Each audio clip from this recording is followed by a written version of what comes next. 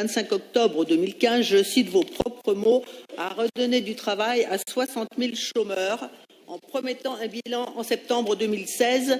Vous venez de nous donner ce bilan. D'après vous, un peu plus de 50 522 personnes n'ont pas retrouvé un travail, mais grâce à vous sont demeurées dans l'emploi.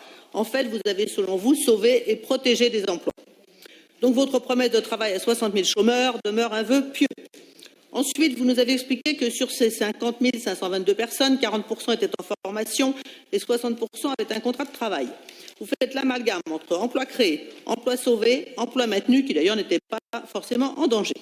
Si l'on prend les chiffres de l'Observatoire de l'emploi, entre le 31 décembre 2015 et le 31 août 2016, 190 chômeurs en plus, alors que 3 622 sont passés en catégorie D, formation. On est bien loin des 60 000 promis, même bien loin des 50 522. Chiffre que vous avez pris en tenant compte des accords avec les entreprises telles que McDonald's, Engie, Cofeli, Burger King, qui d'ailleurs ne s'est pas adressé à la région, mais aussi des subventions données et des avances remboursables. Proche emploi est un échec cuisant. S'adresse en principe qu'aux demandeurs d'emploi. Aujourd'hui, vous proposez d'ajouter la formation et l'apprentissage jusqu'à 30 ans. Proche emploi n'a fait qu'ajouter de la confusion à la fois dans l'esprit des demandeurs d'emploi, dans l'esprit des chefs d'entreprise, avec une absence de coordination entre Proche emploi et Pôle emploi. Fusion de la NPE et des ACDIC, fusion que récuse aujourd'hui Bruno Le Maire, alors que vous étiez le ministre du Travail qui a porté cette réforme. Et non.